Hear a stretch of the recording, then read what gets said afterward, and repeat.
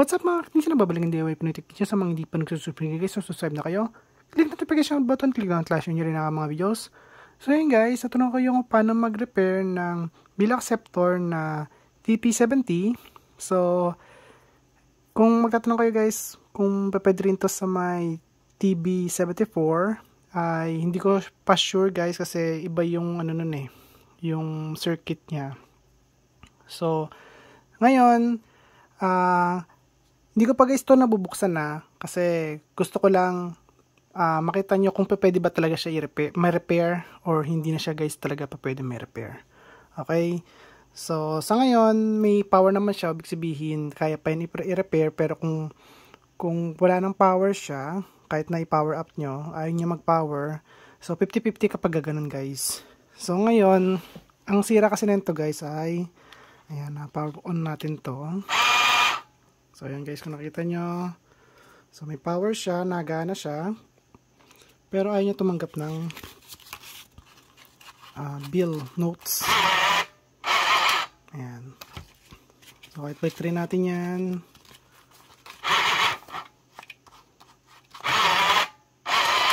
Ayan, ayaw. So, 100 guys.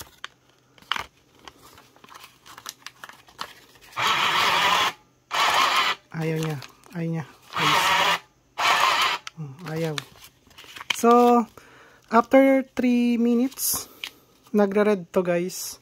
So, antayin ko muna mag 3 minutes. Ipopost ko muna to guys para malaman nyo na nagra-red talaga siya. So, makikita nyo naman to na hindi naman magbabago yung setup nito para maniwala din kayo guys na wala akong ginagawang daya. Okay? So, ayan guys, tingnan natin. Malapit na mag 3 minutes. So, every 3 minutes to guys. Kunyari, pinatay nyo yung power niya. So, every 3 minutes, magbiblink siya ng red. So, mayroon siyang error. So, pag pinower up nyo siya, kunyari, pinatay nyo siya, tapos pinower up nyo, ano siya, ayan o guys, oh. So, ganyan siya nangyayari. Nagbiblink siyang red. So, pagka pinatay nyo siya, tapos binuksan nyo ulit, babalik ulit siya guys sa, ulit siya guys ng bill. Magpapasok siya ng bill pero iluluwa niya ulit. Pagka red kasi guys, hindi siya kakain kasi naka-red. Pero pag pinatay natin siya, tapos binuksan, kakain ulit siya ng pero iluluwa niya. So, every 3 minutes siyang nagre-red. Kahit na patay niya, buksan niyo ulit guys. So, pitay, bukas. So, kakain ulit yan guys. Tapos luluwa niya. Ayan. So, yan talaga yung problema niya.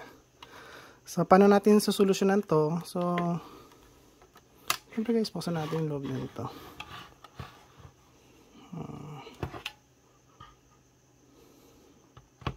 Ito nga pala guys, nilagay ko siya ng kung ano yung sira niya. Ayan, red blinks. Every 3 minutes error kapag binuksan nyo, tapos pinatay niya sa binuksan nyo ulit, nagkakaroon siya ng ganun. So, ano ba yung sumira dito? Para malaman nyo lang guys. Sumira po dito ay ito. Piezoelectric. Ayan. So, pinitikan ko yun guys dito. So, kapag walang proper ground siya, wala siyang ground, hindi siya gin-rounded, automatic maghahanap siya ng pathway kung saan yung pinakamalapit na ground. At yun doon siya dadaloy. So, yung mga parts kasi dyan guys ay so sensitive sa mga high voltage. Siyempre kasi pinaka mababang voltage nito is 1 volt. Ayan. Tapos yung nagpa-power up sa MCU niyan guys ay 3.3 volts. So, talagang napaka low voltage ng mga parts dito guys. So, buksan lang natin to. Ano bang nang bubuksan natin? Ito muna guys para matanggal itong unahan.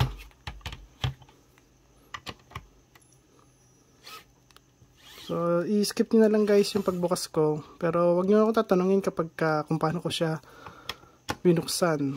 Kasi in-skip yung video.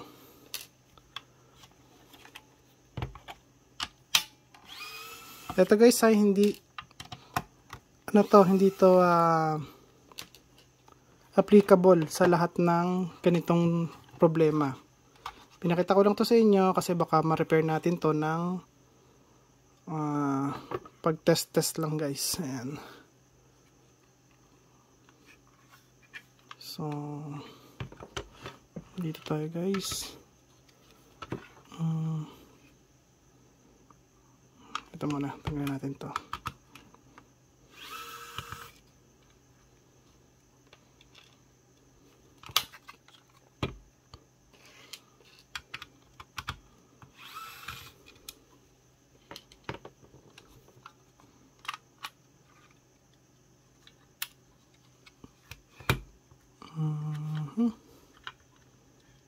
Ito lang pala laman nito, no?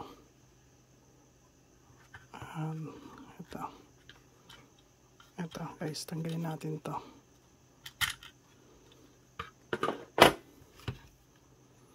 Ito lang pala laman yan guys, no? Ba natin.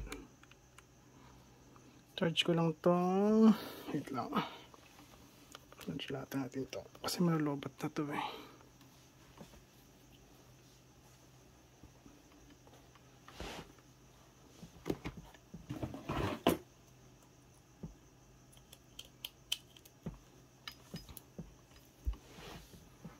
So, kayo na lang guys kayo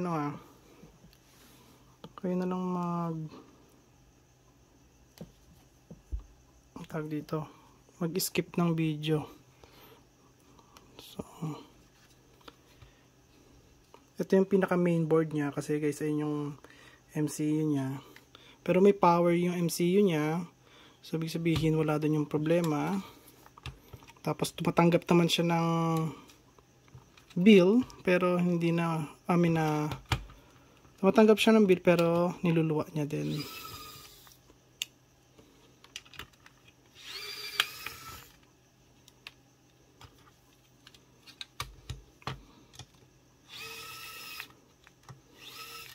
Silip tayo dito ng mga shorted na component.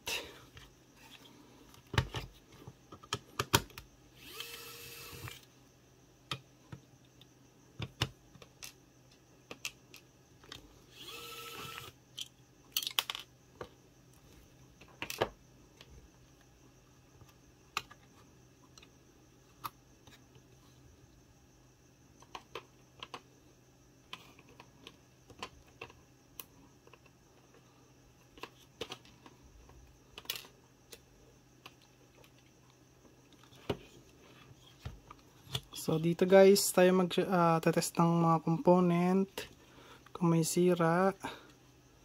Ayan. So bago natin bubuksan yung pinakaloob. Ayan. Bali dito sa kabila dito guys, meron din tong board. Ayan o. So unahin muna natin tong unang board. Tapos yung eto. Bago yung sa dito guys sa gitna kasi ito na yung nasa loob eh. So unahin natin yung mas malapit na matetest. So tingnan natin yung mga yan kung may short. So continuity test. Tapos sa buzzer mode. Ayan. Continuity test buzz mode. Ayan. So kailangan hindi tuloy-tuloy yung niya guys, yung beep. Ayan, kasi kapag ka nag-beep siya ng tuloy-tuloy tulad nito, ayan, so ibig sabihin shorted yon. Pero kapag ka gumanon lang, ibig sabihin yung capacitor nag-charge lang yon. So dito tayo sa capacitor. Ayan. Okay, wala naman. Ito. Ayan o. So capacitor kasi siya guys, kapag ka nag-test kayo ng capacitor, ganun ng yan. Ayan o. So, nag-charge lang yung capacitor. So, ibig sabihin, buo yung mga capacitor. Dito. Okay naman. Ayan, okay naman. Uy. Okay naman, guys. Capacitor. Okay naman. Dito. Okay naman. Okay. Okay.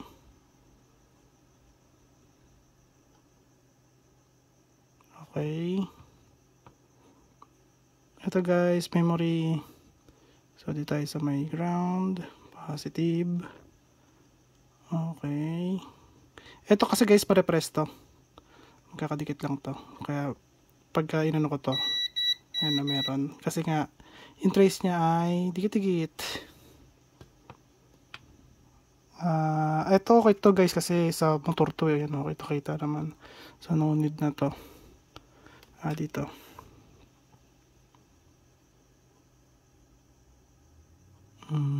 Okay.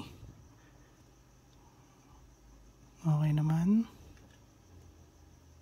Okay.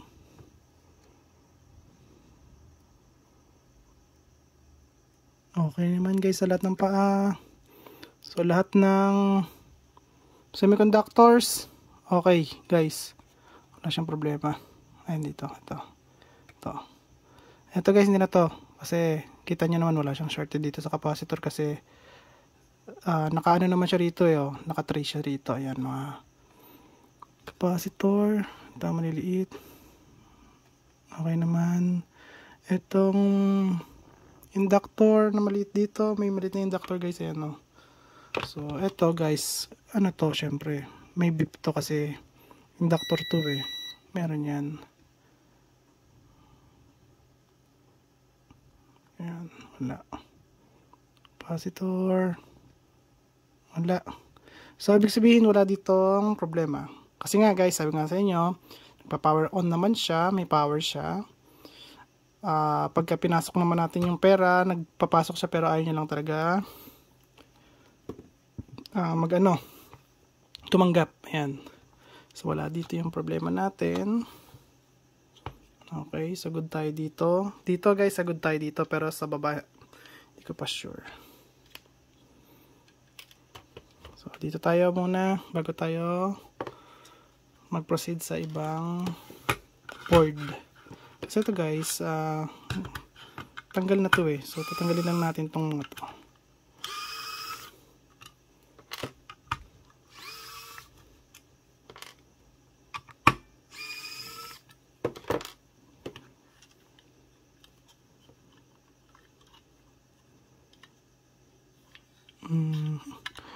Paano kayo itong ganito?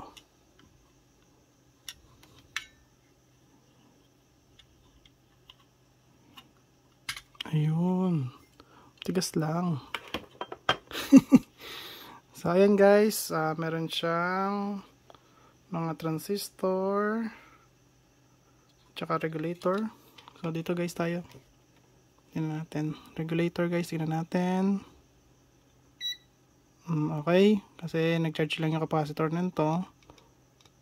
Ayan o. Dito tingnan natin. Okay, wala siyang short. Ayan guys. Ito guys, di ko ito matatay. Hindi natin matatest to kasi ano to eh, marami ng paa to. Dito tayo sa mga konting paa lang. Kailangan wala siyang short. Okay naman. Dito.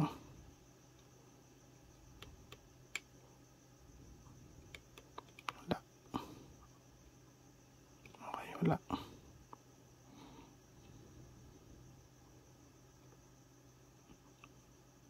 Okay, wala. Okay, wala. Okay, wala. Wala. Wala.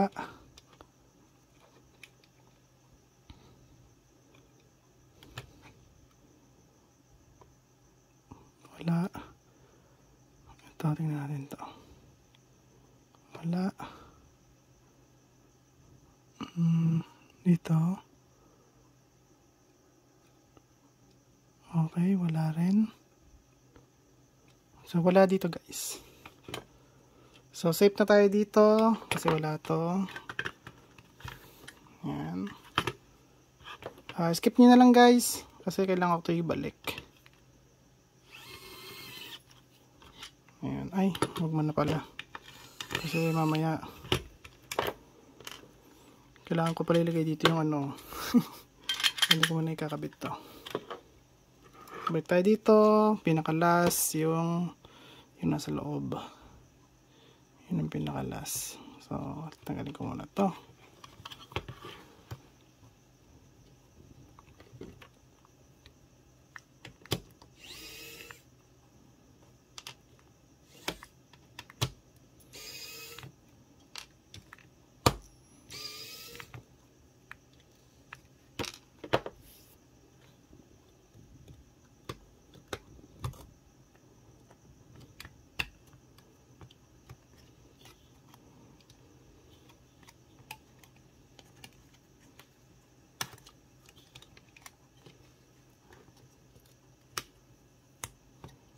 So dito guys, okay tayo rito ha. Dito na lang tayo sa pinakaloob niya. So ano na lang siya. Dalawa lang pala rito guys sa loob. Itong dalawa na to. Kasi wala na ngayon. Wala na ako may test na semiconductor. Ayan, wala. Wala kundi itong dalawa na lang na to. Ayan. Yung Q1 at saka Q2. So tingnan natin yan guys.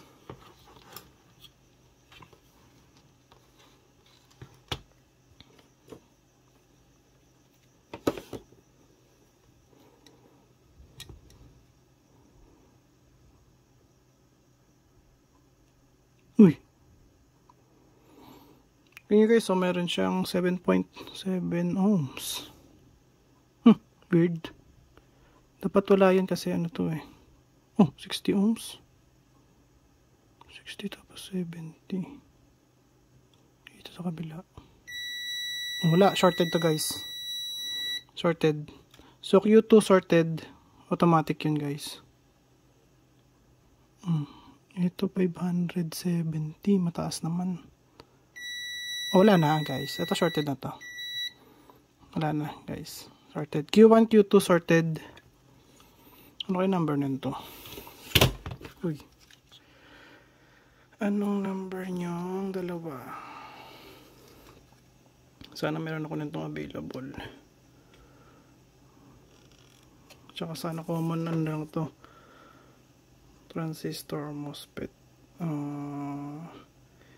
MS09 72K MS09 72K. Parang meron nata ako nun. Wait lang guys ha. Tignan ko kung meron ako.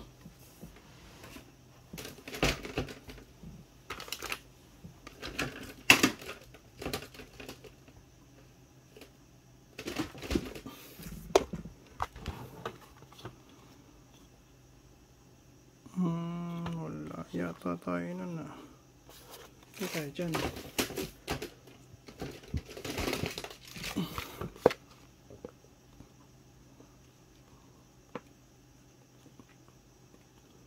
Wala. Putik. Saan ba ako nakain dyan? Alam ko meron ako nun eh. Natatandaan ko eh. Yan guys ha. Hanapin ko lang ha. Lagay lang natin to.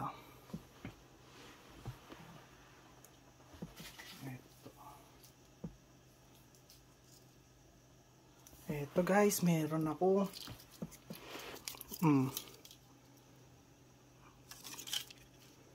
Tama ba? Ito guys, meron ako. Hindi makita. Ano? 72K. Meron tayo 72K. Isa. Tapos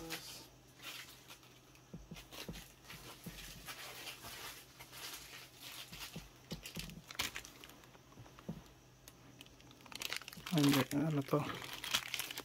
Oscillator, crystal oscillator. Dito. Ano to?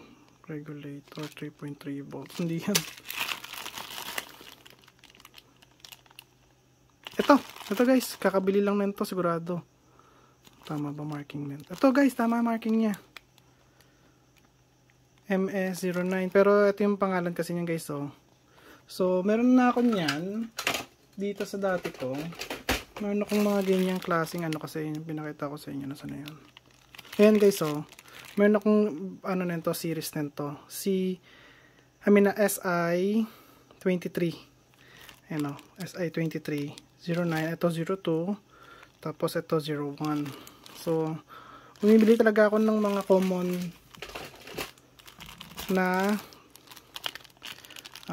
tag dito MOSFET guys, and channel MOSFET. Nagtatry ako ng malakas na ayun, mataas ang voltage niya, tapos mataas din yung may kataasan yung current niya, 2 amps. So 60 volt 2 amps. So meron pala ako na nito. So isa lang kailangan ko nito. Tama ba to?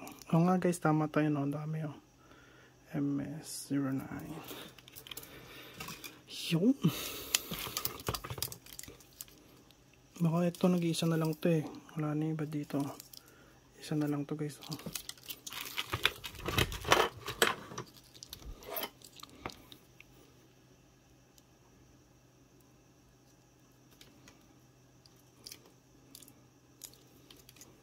Alright.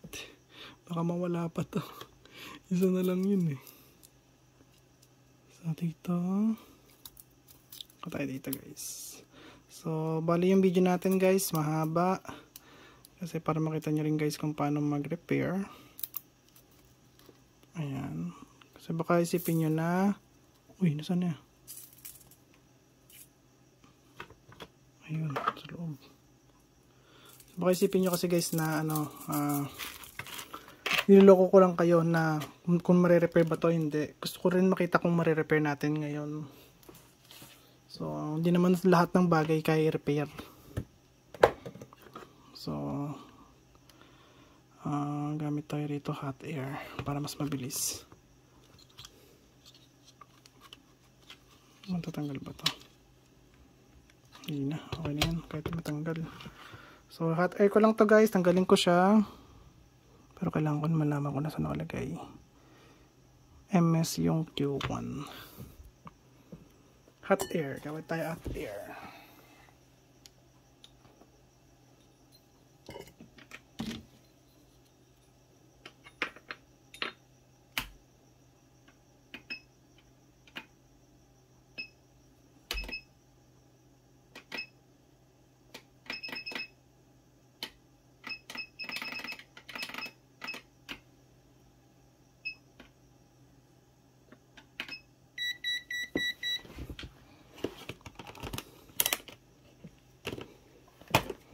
Ang MOSFET kasi guys, kailangan yung gate drain tsaka gate source niya dapat hindi open. Hindi open to, hindi shorted.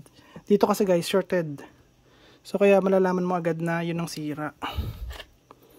So nakaset tong hot air ko sa 360. Tapos airflow niya ay 10 lang. Gamit ko guys yung Athens or Aten pala.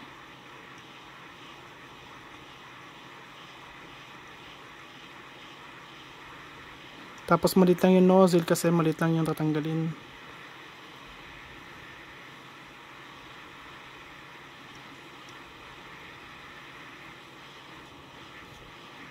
Kailangan pa initin yung paligid para mabilis siyang matanggal.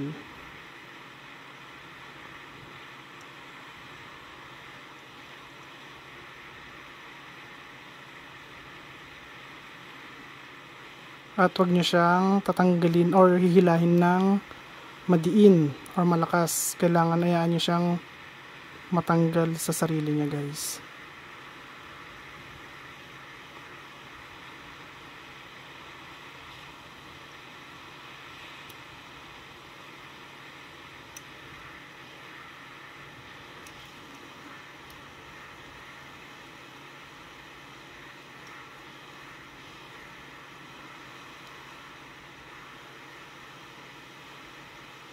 Yun. So, ito pang isa. Para sabay na silang dalawang matanggal. Yung init, nandoon pa rin. Ayun. So, ang ginagawa ko guys, pag natatanggal ako, hindi ko siya guys hinihila pataas. Inaalam ko muna kung gagalaw siya sa patagilid para hindi masira yung mga pads niya. Okay? So, ganun ginagawa ko. So, ngayon guys, ang gagawin ngayon natin ay hihinain ko yung lagyan ko ng bagong soldering lead.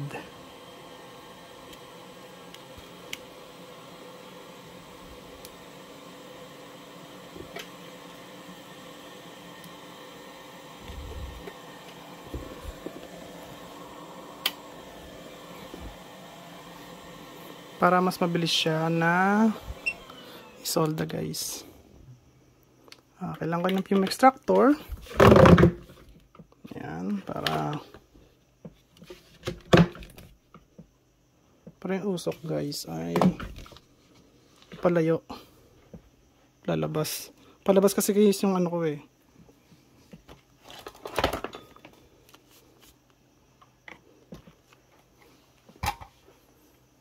Palabas dapat yung usok. Ayan.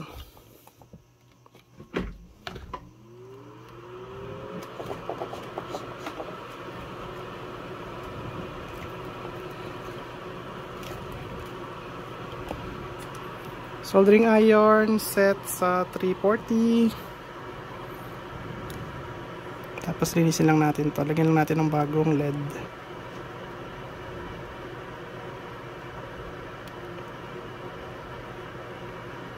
Para mas mabilis siya na mabilis ikabit yung yung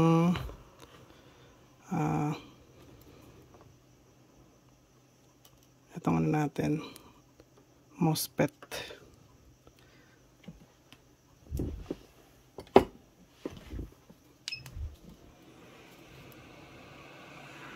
So hindi na ako gagamit dito guys ng flux kasi yung paglagay ko ng LED may flux na kasi yung resin flux. Ayan o, mabilis na siya ikabit. Ayan o. Diba? Dikit agad.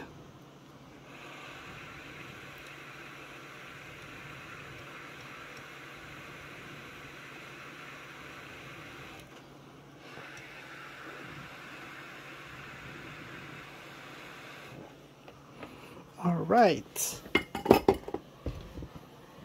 So, lamigin natin siya.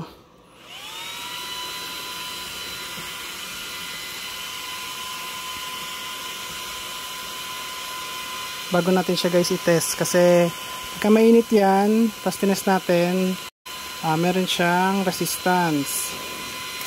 So mas maganda na wala siyang resistance guys.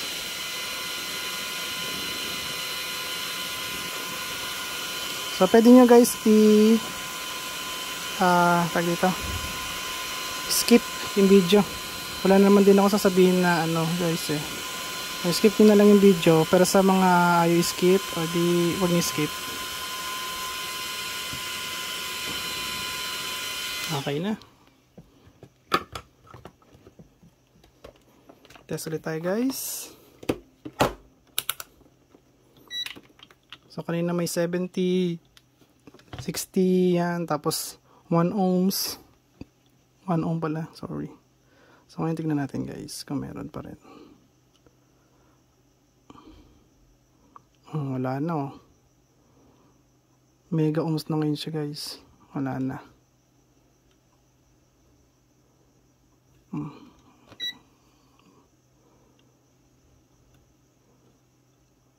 Wala na guys. Okay na to.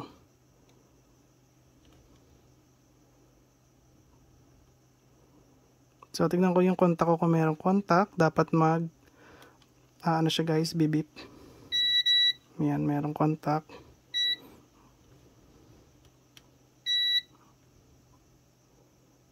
Okay. So sana gumana. Pag di gumana to, edi wala na. Ano na tayo? End the video na agad guys. So, kaya next time, kailangan naka-proper grounding. Ayan, para hindi masira ito. Kamahal-mahal pa naman nito. Mahal to guys sa sa AliExpress eh.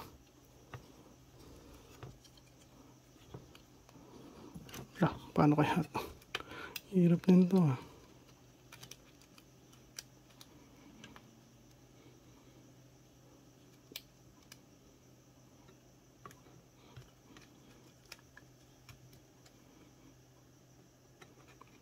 So guys, skip nyo na lang guys yung video. Para hindi magtagal.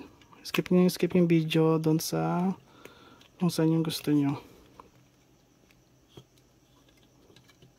Ito lang kung mahirap kabit. Kailangan may kuko kayo nito guys pag kayo nagkabit nito, nagbalik. So dalawa lang man wire nito guys eh. Itong ribbon wire tsaka ito. Ayan. So dito na tayo.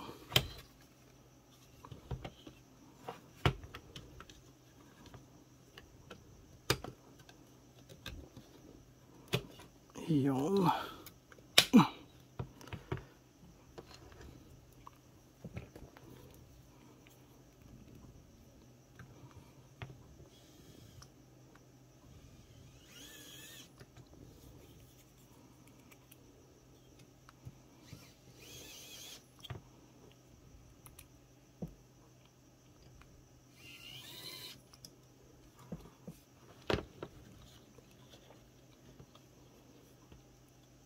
Muna yung mga kailangan ikabit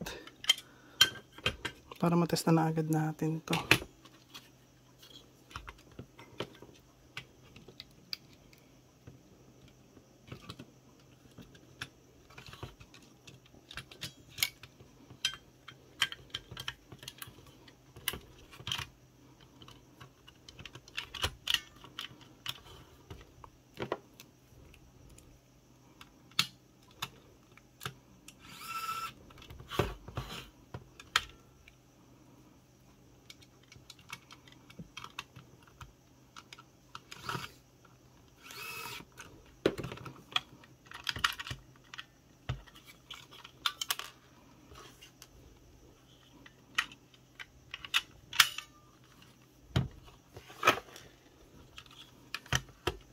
So, siguro kahit ganito okay na to muna.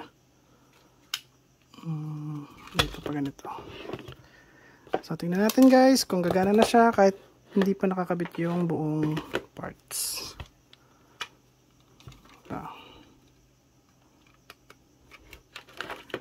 The moment of truth.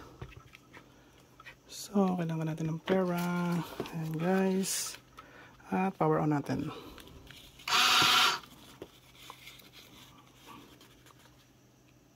Ay, sa kabila pala yung pinakalalagyanan niya. Oops. Oh, ayaw. Lagyan natin ito. Oh, nagano. Wait lang, ano nangyari?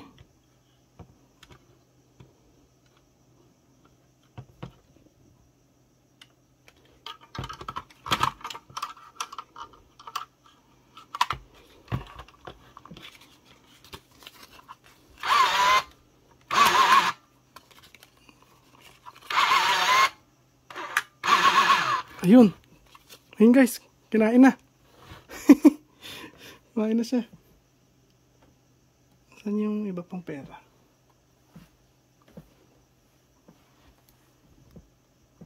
Kumain na siya guys. Buti yung okay. Saan ang pera natin?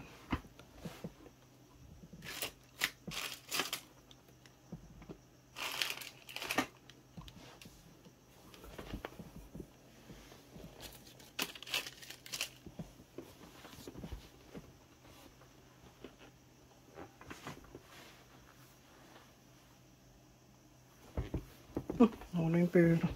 Ay, ito. Tulog. Oh, ayun guys, gumagana na siya. Kala ko hindi na siya gagana. Yun. Oh, pero walang ano, wala siyang ano rito guys kasi nga tinanggal ko to. Ito. Pag binalik ko to, gagana ulit. Gagana yan guys, siyempre. Tinanggal ko kasi dito yung pinaka ano niya. Pang pulse. Para hindi ko tinanggal eh.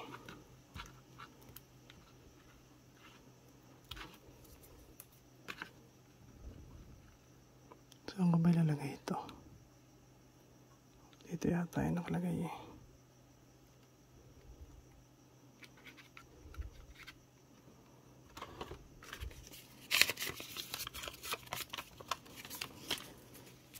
Nagre-red siya. Tingnan natin nga. Ay, nagre-red siya kasi siguro ito. Ay, ito. Kailangan tanggalin ito. Mali yung pagkakalagay ko na ito. Kaya nagre-red.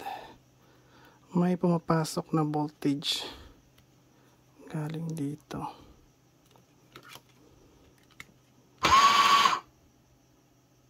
Diba? May pumapasok na voltage.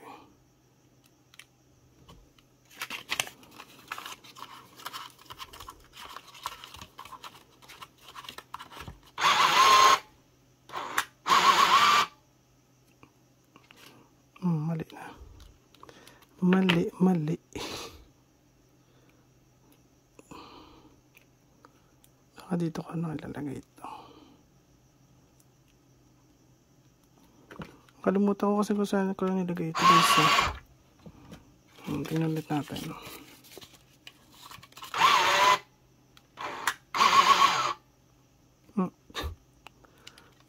Wala ito nilagay. Pero natanggap na siya guys. Tatignan ko lang guys kung saan ko to na dapat ilagay kasi mali yung pagkaka-connect ko rito eh. Wait lang guys ha. So yun guys, nakita ko na kung nasan yung yung ano niya. Nasa 6 pala. Number 6. Ito hindi ko pa nalalagyan. Ayan, gikana na to. Guys ha. So wala tayong ginawa ditong kabubalagan ha. Wala pa din. Siguro natanggal yung ano dito.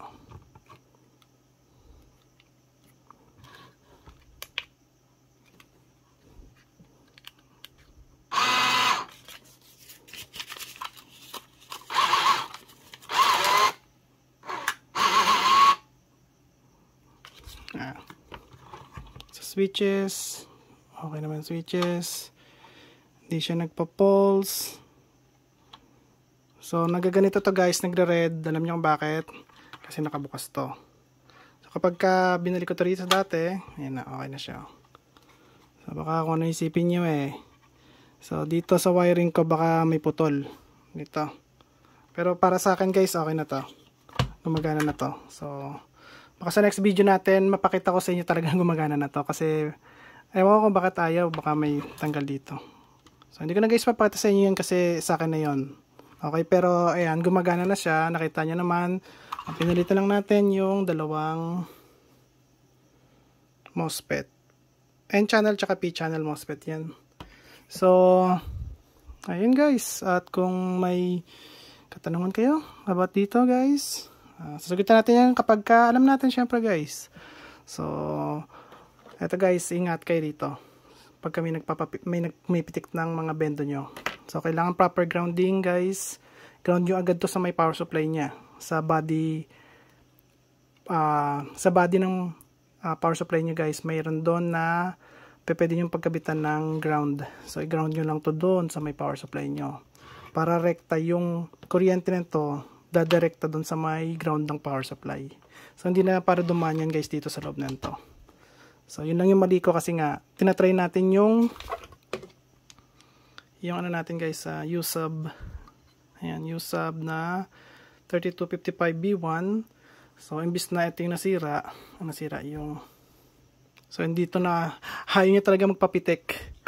So, yun ang kagandahan ng U-sub. Okay, so dalawang klase kasi yung sub na meron tayo guys. Ito tsaka ayan. Ito guys.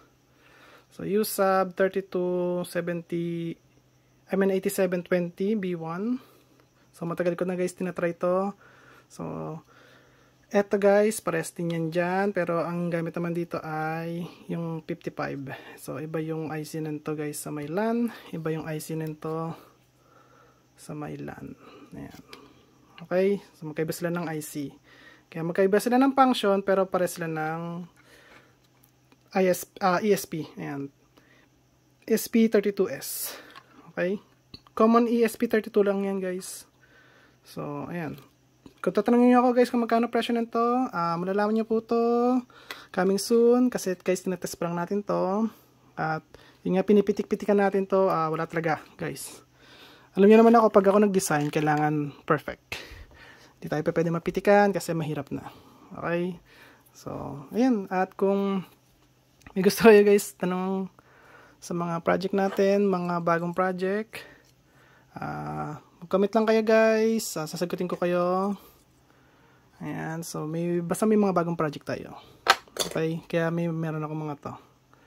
Ayan o. Meron tayo mga bagong screen, maliliit na screen guys. So, sige, gawa tayo ng secret. Yun yan guys. So, yun guys. At kung nagustuhan nyo yung video ko, huwag kalimutan mag-like, share, subscribe. Click on the notification button. Click nyo guys. Bye. Peace. So, sa mga umalis na, so hindi nila alam kung talagang gumana ba yung pulse. So, eto guys. So, inalam ko kung nasaan yung pulse nito. So, sa pang-4 pala, kala ko sa pang-5. So, yun guys, ito pa rin yan hindi ko pa rin siya guys, hindi ko pa siya, tag dito, yung inassemble, buo. So, ayan. So, kasi mali lang talaga yung pagkakakabit ko dito ng connection. So, ayan guys. So, ito guys, tinest ko to sa isang, bill acceptor. So, kasi hindi ko nga siya alam kung saan ilalagay yung connector nito. So, tinest ko muna yan guys dito. Kaya meron siyang 10. Pero dito, hindi ko tinest. Ngayon ko pa lang itetest. So, ayan guys para may idea kayo. Alisin natin yung number. So, ayan guys.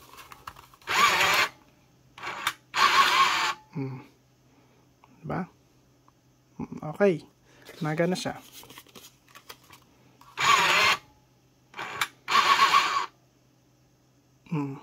Okay, nagana. So, ayan. So, sa mga hindi nakakita kung nabuo ba to, ayan guys, nabuo siya. Ayan guys So, nilagay ko na lang tong clip ng video na to para malaman nyo lang na gumagana na siya ngayon. Kasi sa ibang video pa kasi baka matagal na naman ako mag-video kasi nga busy ako guys sa project. Okay, so nagana na siya ngayon. So, salamat guys.